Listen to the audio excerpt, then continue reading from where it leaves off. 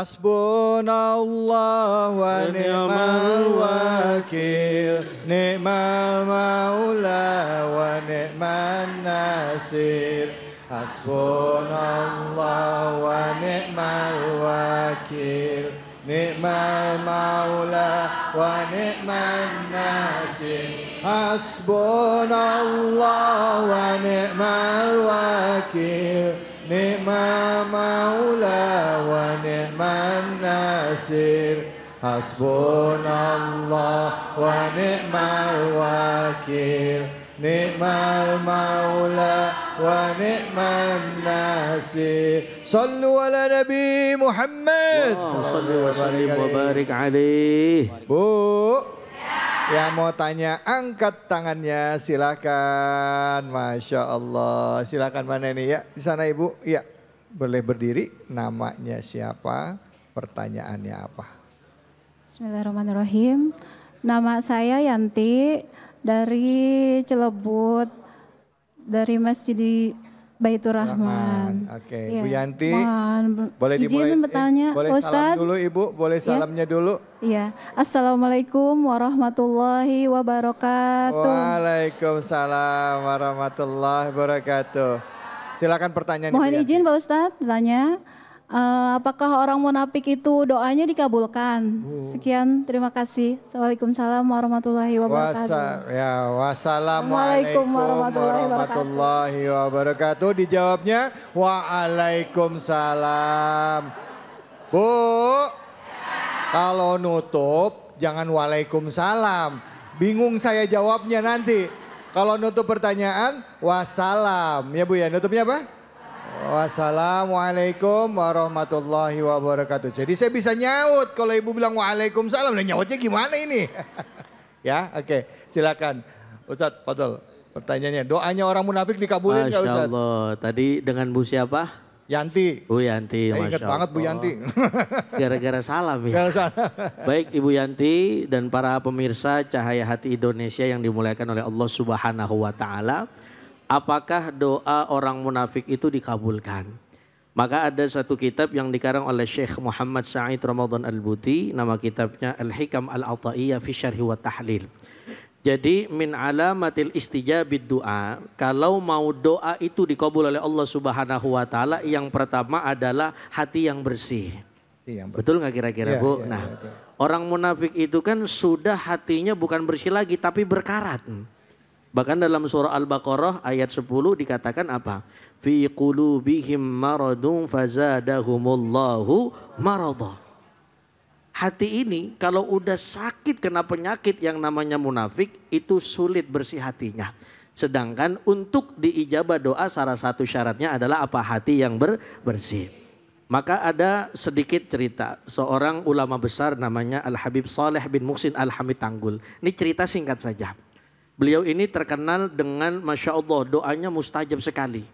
Ketika ditanya apa kira-kira yang menjadi doanya diijabah cepat dikabul oleh Allah Subhanahu wa Ta'ala, salah satunya adalah apa? Hati yang bersih. Begitu kira-kira Bu Yanti. Sedangkan kan orang munafik kemana aja kotor mulu omongannya. Kan tadi sudah disebutkan ya di awal ya. Orang munafik itu kalau berbicara berdusta, diberikan amanat, khianat. Betul nggak kira-kira Bu? Nah itulah, maka dari itu hati-hati kita jangan sampai na'udzubillahi min dzalik menjadi orang yang munafik. Dan na'udzubillah doa kita tidak diijabah oleh Allah Subhanahu wa Ta'ala. Masya Allah. Bu, udah jelas? Bu Yanti, Bu, senyum aja. Udah ngerti belum Bu? Udah ya. Jadi kalau orang munafik itu ya kita bukan cuma munafiknya tapi di dalam hatinya. Kalau hatinya ada penyakit, hatinya kotor, itu doanya nggak dikabulkan. Tapi kalau hatinya bersih, ya selalu prasangka baik kepada Allah, insya Allah doanya diijabah oleh Allah. Amin ya robbal alamin. Bu, yang mau tanya angkat tangannya, silakan. Oke, baik Ibu. Sebelahnya Bu Yanti nih, temennya nih kayaknya. Bismillahirrahmanirrahim. Assalamualaikum warahmatullahi wabarakatuh. Waalaikumsalam warahmatullahi wabarakatuh. Nama saya Ibu Sri Wahyuti dari Majelis Taklim Baitur Rahman, Masjid Baitur Rahman. Ya. Mau tanya Bapak Ustadz. Ya. Yang saya tanyakan bagaimana caranya kita untuk menegur teman kita yang mempunyai sifat munafik. Itu aja pertanyaan dari saya. Terima kasih. Wassalamualaikum warahmatullahi wabarakatuh. Waalaikumsalam warahmatullahi wabarakatuh. Bagaimana cara menegur teman yang ternyata karakternya ini ada di salah satu yang disebutkan oleh Nabi, ciri-ciri orang munafik gitu ya. Negurnya gimana? Ya Ustadz Taufik tadi antum menjelaskan, mungkin ya, ini perlu diingatkan lagi, tadi munafik ada 2 ya Ustadz ya. Boleh diulang lagi sekaligus juga bagaimana caranya, silakan Ustadz. Bismillah. Ibu Sri Wahyuti, ini namanya sama kayak nama mertua saya Ustadz. Oh iya, jangan-jangan mertuanya nggak Ustadz? Ini jangan-jangan bukan, emang bukan. Emang bukan. Subhanallah. Aduh ya Allah, silakan Ustadz. Jadi memang menegur orang yang sudah terlanjur punya sifat munafik itu susah. Kenapa? Karena kita enggak tahu. Ini yang dikatakan musuh dalam Selimut. cover bed, apa namanya? Bukan cover bed, temannya selimut apa Ustaz? Bed cover. Bed cover. Tuh. Bed cover. Saya kalau lihat ibu-ibu semangat nih jadi lupa saya.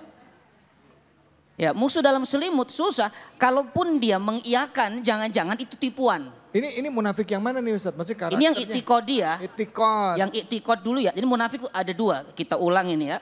Munafik tuh ada 2. Tadi yang satu amali. Yang kedua itikodi. Amali itu yang sogir, kecil. Itikodi yang kabir, yang besar. Nah kalau itikod amali masih memungkinkan kita bisa sampaikan. Karena dia tidak dari hati sebenarnya. Hanya ya dia mungkin karena habit atau lingkungan yang mendominasi. Jadi terbawa nih kalau ngomong suka bohong. Ada lingkungan ya, atau kalau janji suka ingkar karena lingkungan. Tapi kalau itikodi ini agak repot. Kenapa? Karena Quran sudah mencontohkan tadi. Ketika mereka dikatakan di dalam ayat Al-Baqarah tadi ya wa idzalakul ladzina ya amanu ya, kalau disuruh dia itu untuk beriman, dia katakan kami sudah beriman kok. Ya kami sudah beriman, amanah. Tapi kalau kembali ke komunitasnya, dia katakan apa? Inna ma'akum innama nahnu mustahziun. Tenang, saya itu sebenarnya cuma ngeprank dia. Tuh orang munafik itikad tuh susah Ibu. Saya cuma ngeprank dia. Jadi Allah saja diprank Ibu. Orang munafik tuh. Makanya Allah katakan, Allahu yastahzi'u bihim wa yamudduhum fit tughyanihim ya'mahun. Sebenarnya dia diprank. Dia tidak sadar. Makanya itu kalau itikad itu susah. Kalau memang ya kita ingin melakukan pendekatan, maka lebih baik kita sampaikan kepada itikad yang atau dikatakan munafik yang amali saja. Yang itikad sudah tinggalkan. Kenapa? Hatinya dikunci tadi kan. Sudah tidak bisa. Hanya Allah yang bisa membuka hati orang-orang munafik itikadi. Bahkan kalau sampai mati kan tidak disolatkan. Iya kan? Nah maka ini memang agak susah Ibu, agak berat. Ya mudah-mudahan Allah memudahkan ya siapapun kita yang ingin memberikan nasihat, menyampaikan kepada sahabat-sahabat kita mungkin yang kira-kira ini kok gaya-gayanya munafik amali nih. Ya bismillah dengan pendekatan ya, traktir dulu. Ibu ajarkan tuh kalau dia suka ngomong bohong, Ibu ajarkan tuh kejujuran. Kalau kamu jujur iPhone 16. Berani enggak begitu? Iya benar. Iya. Pokoknya kalau kamu tepat janji umroh, tuh bila mampu. Kalau enggak mampu jangan. Ini memang pendekatan begitu. Rasulullah itu ketika memberikan nasihat, Nabi itu memuji dulu. Ya apa? Nabi itu lihat ada satu ungkapan, Nabi itu memuji, ada namanya Abdullah bin Umar. Kata Nabi, nikmar rojulu Abdullah bin Umar. Sebaik-baik laki-laki itu Abdullah bin Umar, tapi kalau sholat tahajud. Jadi kalau enggak tahajud berarti enggak sebaik-baik laki-laki, sama. Sebaik-baik teman itu kamu kalau enggak munafik. Berarti kalau munafik kamu enggak sebaik-baik teman.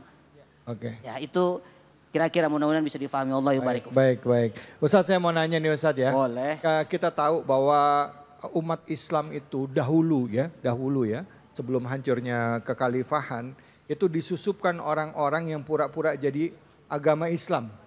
Mereka mempelajari Islam, mempelajari karakteristiknya seperti ada di Aceh, termasuk juga di Jazirah Arab sampai akhirnya umat Islam terpecah belah dan bahkan kekhalifahan Turki Utsmaniyah waktu itu pun hancur ya dan Islam akhirnya jadi kelompok-kelompok kecil. Nah, kalau kita ngomong dalam skala besar nih Ustadz ya gitu.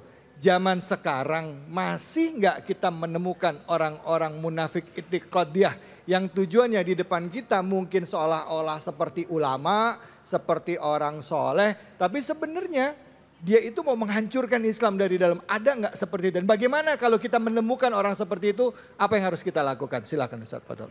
Bismillah. Munafik itu akan terus ada di setiap zaman.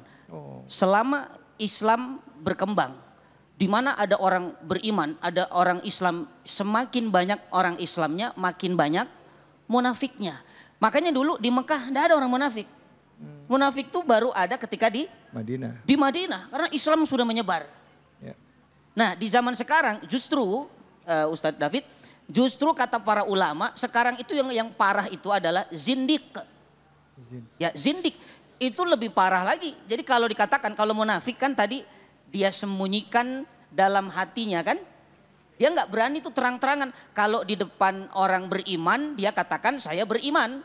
Kalau di belakang orang beriman dia katakan saya bersamamu. Itu orang munafik. Kalau sekarang terang-terangan dia. Di depan orang beriman, di depan orang Islam dia berani itu merusak daripada syariat Islam. Dia katakan, oh ini yang namanya riba enggak apa-apa. Yang namanya poligami mohon maaf dikatakan tidak adil. Ada nggak orang-orang begitu sekarang? Jadi syariat itu ditabrak-tabrak secara terang-terangan dan itu kata ulama zindik. Apa istilahnya? Zindik. Oh zindik. Ya, itu orang yang sebenarnya dia munafik, masuknya juga ke kategori kafir juga, tapi dia berani terang-terangan. Oke, baik. Itu Ustaz. Lebih parah itu. Baik, ya. Ustadz, kenapa orang kafir itu oleh ulama itu ya dikatakan lebih berbahaya daripada orang kafir? Kenapa orang munafik lebih berbahaya dari orang kafir? Mungkin Ustadz Tamami bisa menjawab, tapi jawabnya nanti Ustadz. Jawabnya nanti, jangan kemana-mana. Kita akan lanjut lagi tetap di sini. Di Cahaya Hati Indonesia.